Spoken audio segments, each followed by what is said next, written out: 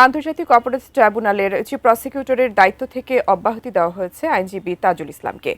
তার স্থলে নতুন চিফ প্রসিকিউটর হিসেবে নিয়োগ দেওয়া হয়েছে আইনজীবী মোহাম্মদ আমিনুল ইসলামকে।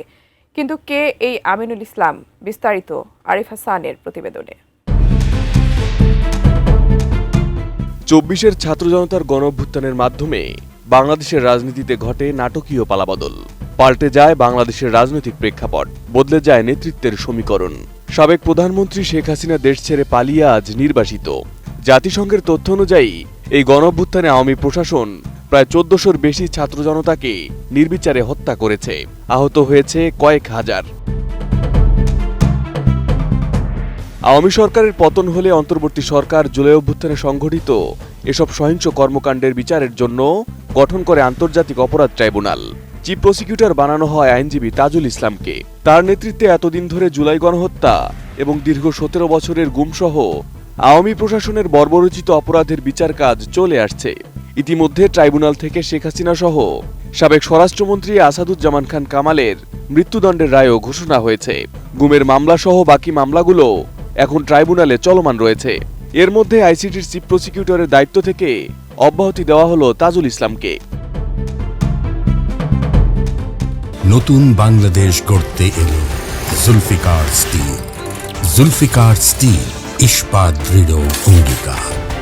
নতুন এই নিয়োগের বিষয়ে সোমবার প্রজ্ঞাপন জারি করেছে আইন, বিচার ও সংসদ বিষয়ক মন্ত্রণালয়ের আইন ও বিচার বিভাগের সলিসিটর অনুবিভাগ।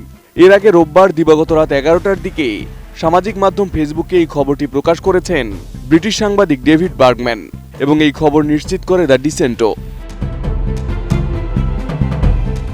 ডেভিড বার্গম্যান জানিয়েছিলেন, বাংলাদেশের নতুন সরকার আন্তর্জাতিক অপরাধ ট্রাইব্যুনালের জন্য নতুন প্রধান প্রসিকিউটর নিয়োগের সিদ্ধান্ত নিয়েছে, যার মাধ্যমে বর্তমান প্রধান প্রসিকিউটর তাজুল ইসলামকে প্রতিস্থাপন করা হবে।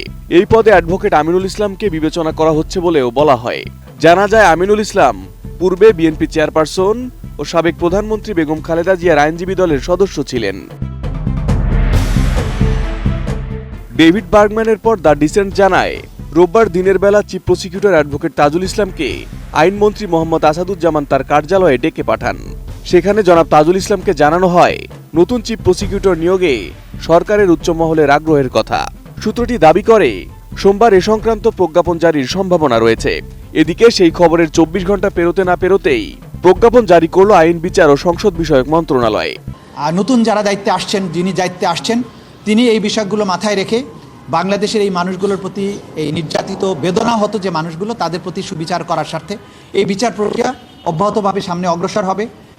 আমি তো মনে করি কোনো শঙ্কার কারণ নেই, এটা স্বাভাবিক প্রক্রিয়া। রাজনৈতিক সরকার যখন নতুন সরকার দায়িত্ব নেয়, নির্বাচিত সরকার স্বাভাবিকভাবেই তাদের রাষ্ট্রের বিভিন্ন জায়গায় তারা তাদের পছন্দনীয় লোকজনকে বসাবেন। এটা হচ্ছে স্বাভাবিক নিয়ম। একদল যখন ক্ষমতার থেকে চলে যায়, আমি এখানে নিয়োজিত হয়েছিলাম অন্তর্বর্তীকালীন সরকারের সময়। এখন নতুন সরকার এসছেন, তারা তাদের পছন্দের লোককে, তাদের কাজের সুবিধা, তাদের নিজস্ব পরিকল্পনা আছে, তারা নিশ্চয়ই সেই অনুযায়ী এখানে বসিয়েছেন। আমার পক্ষ থেকে তাদের জন্য সর্বাত্মক শুভকামনা থাকলো। Arif Hasan, ATN news.